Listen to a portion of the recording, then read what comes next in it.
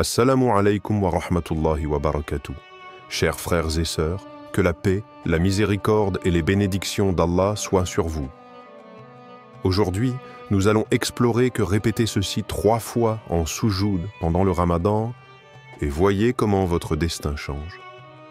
Imagine un instant, et si un simple acte de soumission pouvait transformer ta vie? Si, dans l'ombre du Ramadan, au creux du soujoud, tu détenais une clé pour ouvrir les portes du destin? Trop souvent, nous prions machinalement, oubliant que chaque parole adressée à Allah peut façonner notre avenir. Mais aujourd'hui, nous allons explorer un secret ancestral, une pratique qui a changé la vie de nombreux croyants. Répéter ces 3 invocations en soujoud pendant le Ramadan peut être la lumière qui éclairera ton chemin. Reste jusqu'au bout, car ce que tu t'apprêtes à découvrir pourrait bouleverser ton existence.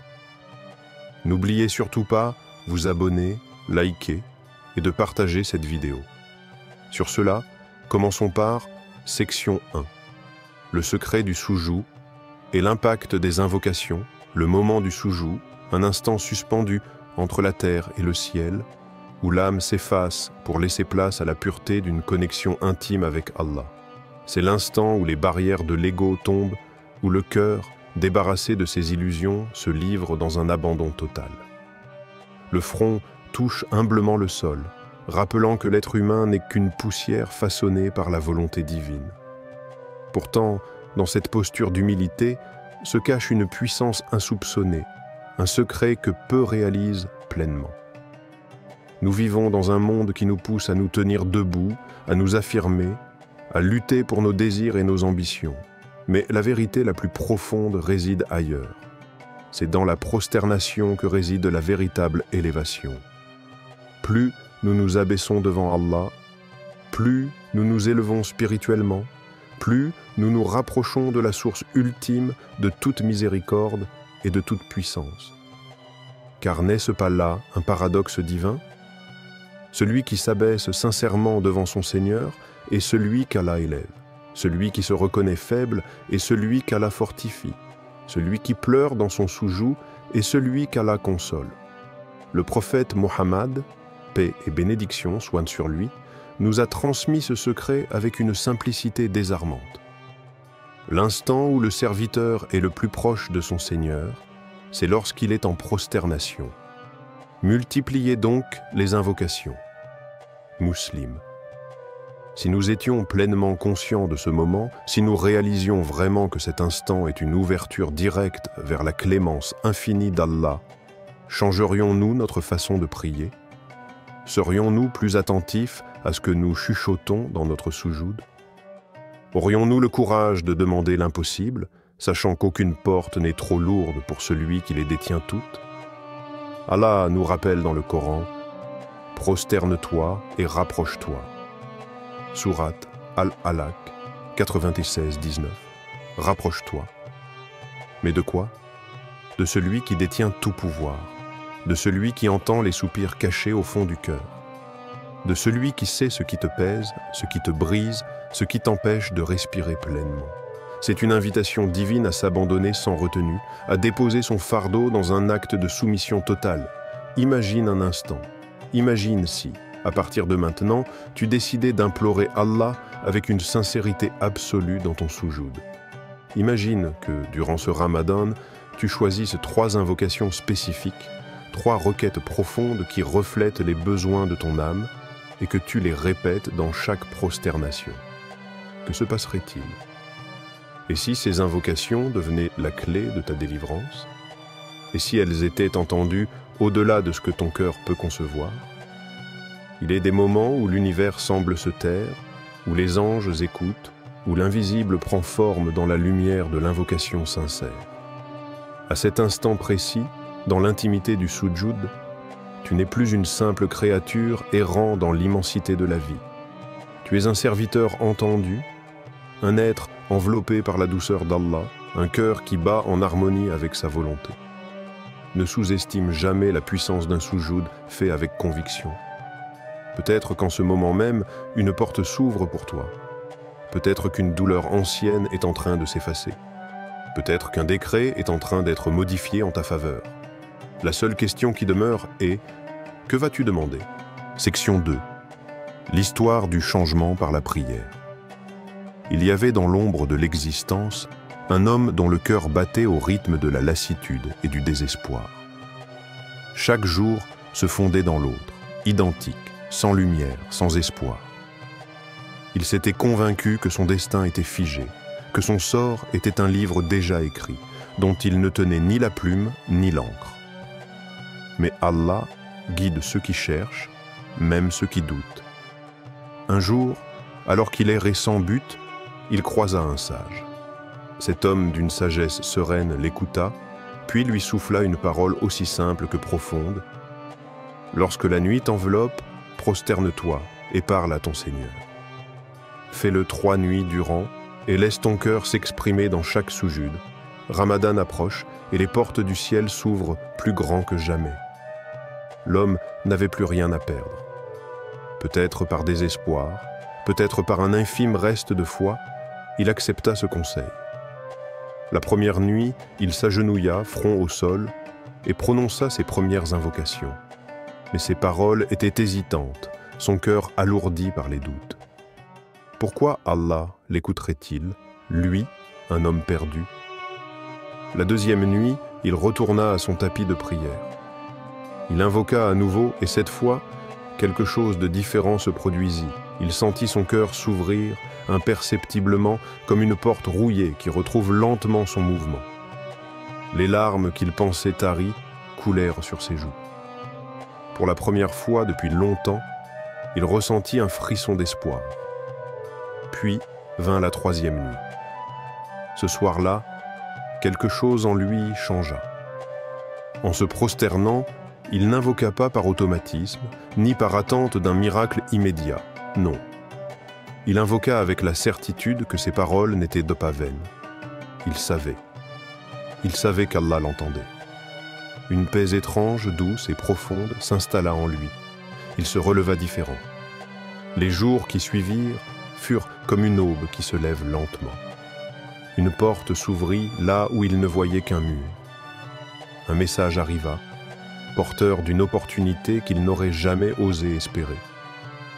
Les coïncidences s'enchaînèrent, mais il savait qu'il n'y avait pas de hasard. Ce n'était pas un miracle au sens spectaculaire du terme. C'était la réponse d'Allah, la promesse tenue, et quand mes serviteurs t'interrogent sur moi, alors je suis tout proche. Je réponds à l'appel de celui qui me prie quand il me prie. Sourate Al-Baqarah, 286. Cette histoire ne parle pas seulement d'un homme perdu, elle parle de nous tous, de ces instants où nous croyons que rien ne peut changer, où l'obscurité semble trop dense pour être dissipée.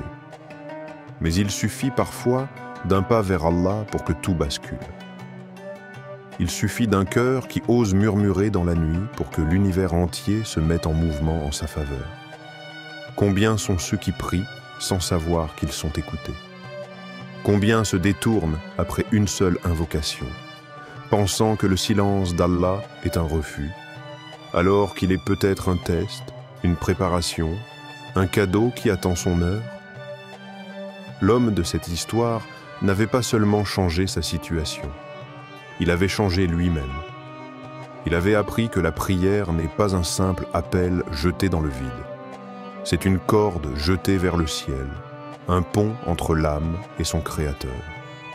Et si, ce soir, toi aussi tu essayais? Section 3. Les 3 invocations qui transforment le destin. Ce mystère qui façonne nos vies, qui nous emporte dans son flot invisible et pourtant inéluctable. Certains le subissent, d'autres cherchent à le comprendre, et puis il y a ceux qui savent qu'il peut être transformé. Car Allah, dans sa miséricorde infinie, nous a laissé des clés, des paroles, des invocations capables d'ouvrir les portes du changement. 3 prières qui, murmurées dans le silence du soujoud, au cœur de la nuit de Ramadan, ont le pouvoir de bouleverser le cours d'une existence. 3 prières qui brisent les chaînes du fatalisme et inscrivent une nouvelle page dans le livre du destin. Ya Allah, guide mon cœur vers toi et ouvre-moi les portes de ta sagesse. Il est des âmes qui errent sans boussole, perdues dans le labyrinthe des illusions, cherchant une lueur dans l'obscurité. Cette invocation est un phare dans la nuit, une supplique à celui qui éclaire les cœurs et dissipe les ténèbres du doute. Se tourner vers Allah, c'est reconnaître notre propre faiblesse et tendre la main vers sa lumière. Le prophète Muhammad, paix et salut sur lui, enseignait cette prière. Ô Allah, inspire-moi la droiture et préserve-moi du mal de mon âme. Sahih Muslim. Car l'âme est capricieuse, sujette au vent du désir, à l'ombre du doute, au poids des regrets. Elle vacille, hésite et parfois se détourne de la vérité. Mais celui qui implore Allah de guider son cœur vers lui ouvre la porte à une transformation intérieure profonde. Chaque répétition de cette prière en soujoud est une érosion des doutes, une fissure dans l'orgueil, une ouverture vers la sagesse divine. Et lorsqu'Allah éclaire une âme, plus jamais elle ne se perd. Ya Allah, accorde-moi le bien de ce monde et de l'au-delà. L'homme est un voyageur entre deux mondes. Il construit ici-bas tout en aspirant à l'au-delà. Il espère le bien terrestre sans négliger l'éternité. Cette prière est l'équilibre parfait entre ces deux réalités. Un appel à la prospérité, mais aussi à la sérénité spirituelle. Car que vaut la richesse si le cœur est enchaîné? Que vaut la santé si l'âme est malade? Allah nous a enseigné ces mots dans son livre, Notre Seigneur. Accorde-nous une belle part ici-bas et une belle part dans l'au-delà, et préserve-nous du châtiment du feu. Sourate Al-Baqarah 2:201. C'est la prière des sages, des prophètes, des croyants lucides qui ne se laissent pas tromper par l'éphémère. Celui qui récite cette invocation en Ramadan ne cherche pas seulement la bénédiction matérielle, mais aussi la paix du cœur, la clarté de l'esprit, la noblesse de l'âme. Car l'aisance sans foi est une illusion et la piété sans sérénité est une épreuve. Allah seul sait ce qui est bon pour nous, et c'est en déposant nos désirs entre ses mains que nous trouvons le vrai bien. Ya Allah, écris-moi parmi ceux dont tu es satisfait et dont le destin est béni. Il est un secret que seuls ceux qui plongent dans la sagesse divine comprennent. Le destin n'est pas figé. Allah, dans sa grandeur absolue, détient le livre où tout est inscrit. Mais il y a aussi ce qu'il efface et ce qu'il réécrit. Il est celui qui change le cours des vies, qui transforme les épreuves en bénédictions, qui accorde à certains une fin meilleure que leur commencement. Dans le Coran, Allah nous rappelle « Et Allah efface ce qu'il veut et confirme ce qu'il veut, et l'écriture primordiale est auprès de lui. » Sourate Ar-Ra'd 13h39. Rien n'est figé. L'invocation peut modifier ce qui semblait inévitable. La prière peut ouvrir des portes que l'on croyait fermées à jamais. Celui qui, en pleine prosternation, demande à être inscrit parmi les bienheureux, parmi ceux dont le destin est béni, exprime la plus profonde des aspirations humaines, celle d'une vie qui a un sens, d'une existence qui s'élève au-delà du banal pour devenir un chemin de lumière. Imagine ces paroles, portées par les larmes de la nuit, élevées vers le ciel dans un souffle sincère. Imagine les anges qui les portent devant le Seigneur, les écrivant dans le livre des changements. C'est ainsi que se transforme le destin, par la foi, par la supplication, par l'espoir indéfectible en la miséricorde divine. 3 invocations, 3 clés pour ouvrir les portes de la destinée. 3 secrets soufflés à ceux qui savent que rien n'est impossible pour celui qui détient les cieux et la terre. Dans le silence du soujoud, dans la profondeur de la nuit, elles attendent d'être prononcées. Et peut-être, à ce moment-là, le destin commencera à changer. Section 4. Le test de la patience et de la foi. Imagine maintenant, c'est la nuit. Un silence sacré enveloppe l'univers et toi, seul avec ton Créateur, le front posé humblement contre la terre froide. Chaque nuit de ce Ramadan, tes invocations s'élèvent dans le secret de la prière, imprégnées d'espoir, baignées de larmes parfois. Tu demandes, encore et encore, avec la certitude qu'Allah entend, qu'il voit, qu'il sait ce qui pèse sur ton cœur. Mais que se passe-t-il si les réponses ne viennent pas immédiatement, si le monde autour de toi semble figé, si les épreuves continuent à t'éprouver, si l'attente devient lourde? Seras-tu de ceux qui abandonnent, laissant la lassitude consumer leur foi? Ou seras-tu de ceux qui persévèrent, qui s'accrochent à l'invisible, avec la certitude que chaque supplication s'inscrit dans un décret divin qui se manifestera au moment parfait? Le test de la patience. Il est facile d'espérer quand les réponses viennent rapidement.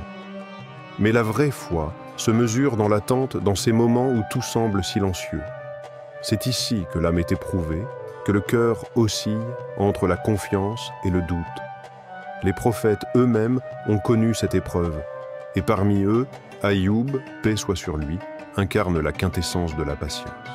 Car l'âme est capricieuse, sujette au vent du désir, à l'ombre du doute, au poids des regrets. Elle vacille, hésite et parfois se détourne de la vérité. Mais celui qui implore Allah de guider son cœur vers lui ouvre la porte à une transformation intérieure profonde. Chaque répétition de cette prière en soujoud est une érosion des doutes, une fissure dans l'orgueil, une ouverture vers la sagesse divine. Et lorsqu'Allah éclaire une âme, plus jamais elle ne se perd. Ya Allah, accorde-moi le bien de ce monde et de l'au-delà.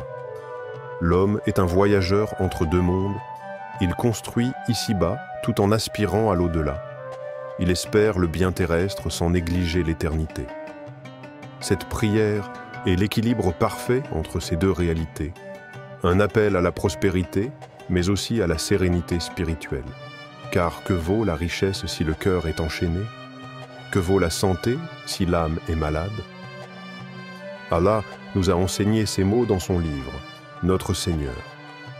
Accorde-nous une belle part ici-bas et une belle part dans l'au-delà, et préserve-nous du châtiment du feu. Sourate Al-Baqarah 2:201. C'est la prière des sages, des prophètes, des croyants lucides qui ne se laissent pas tromper par l'éphémère.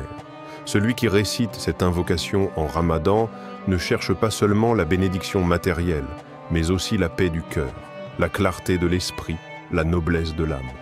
Car l'aisance sans foi est une illusion et la piété sans sérénité est une épreuve. Allah seul sait ce qui est bon pour nous, et c'est en déposant nos désirs entre ses mains que nous trouvons le vrai bien. Ya Allah, écris-moi parmi ceux dont tu es satisfait et dont le destin est béni.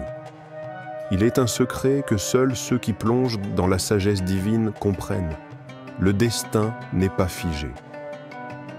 Allah, dans sa grandeur absolue, détient le livre où tout est inscrit.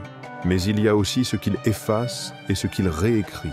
Il est celui qui change le cours des vies, qui transforme les épreuves en bénédictions, qui accorde à certains une fin meilleure que leur commencement.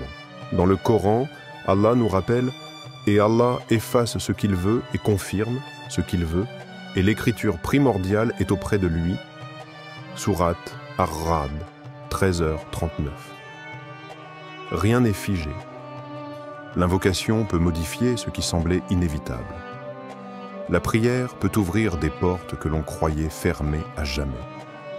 Celui qui, en pleine prosternation, demande à être inscrit parmi les bienheureux, parmi ceux dont le destin est béni, exprime la plus profonde des aspirations humaines, celle d'une vie qui a un sens, d'une existence qui s'élève au-delà du banal pour devenir un chemin de lumière. Imagine ces paroles, portées par les larmes de la nuit, élevées vers le ciel dans un souffle sincère. Imagine les anges qui les portent devant le Seigneur, les écrivant dans le livre des changements. C'est ainsi que se transforme le destin, par la foi, par la supplication, par l'espoir indéfectible en la miséricorde divine. 3 invocations, 3 clés pour ouvrir les portes de la destinée. 3 secrets soufflés à ceux qui savent que rien n'est impossible pour celui qui détient les cieux et la terre. Dans le silence du soujoud, dans la profondeur de la nuit, elles attendent d'être prononcées. Et peut-être, à ce moment-là, le destin commencera à changer. Section 4. Le test de la patience et de la foi. Imagine maintenant c'est la nuit. Un silence sacré enveloppe l'univers, et toi, seul avec ton Créateur, le front posé humblement contre la terre froide. Chaque nuit de ce ramadan, tes invocations s'élèvent dans le secret de la prière, imprégnées d'espoir, baignées de larmes parfois.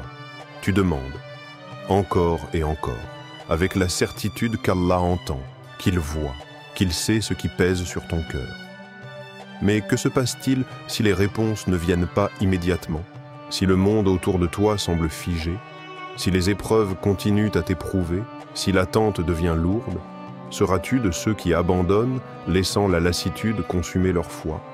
Ou seras-tu de ceux qui persévèrent, qui s'accrochent à l'invisible, avec la certitude que chaque supplication s'inscrit dans un décret divin qui se manifestera au moment parfait? Le test de la patience. Il est facile d'espérer quand les réponses viennent rapidement. Mais la vraie foi se mesure dans l'attente, dans ces moments où tout semble silencieux. C'est ici que l'âme est éprouvée, que le cœur oscille entre la confiance et le doute. Les prophètes eux-mêmes ont connu cette épreuve, et parmi eux, Ayoub, paix soit sur lui, incarne la quintessence de la patience. Regarde autour de toi. Les villes dorment, mais les cœurs éveillés connaissent le secret. Dans le silence de la nuit, certains pleurent, certains murmurent des mots que seuls les anges entendent, certains lèvent les mains avec l'espoir brûlant que cette nuit-là, leur prière sera exaucée. Et toi, quand tout s'arrête, que les horloges cessent leur tic-tac assourdissant et que ton cœur bat plus fort que d'habitude, que choisis-tu?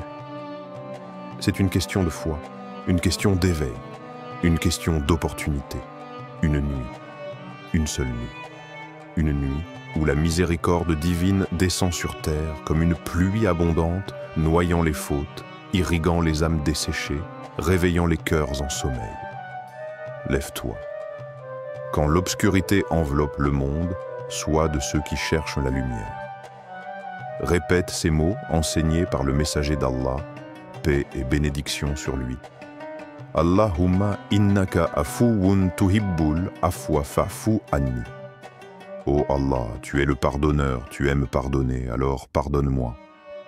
Répète-le avec sincérité, avec la certitude que cette nuit peut tout changer, avec la conscience que, pendant quelques heures seulement, le destin s'écrit sous une encre divine, et que ton nom peut être inscrit parmi ceux qui seront libérés de l'enfer, parmi ceux dont les prières sont exaucées, parmi ceux qui marchent vers la lumière.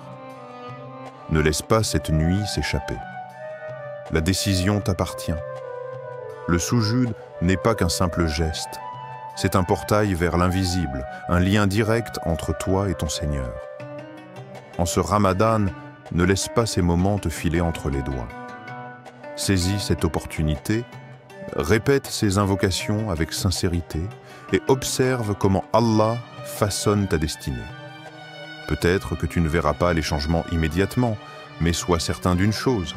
Toute prière sincère est entendue et aucun effort n'est perdu auprès d'Allah. Alors, la prochaine fois que ton front touchera le sol, souviens-toi, c'est ici que tout peut changer.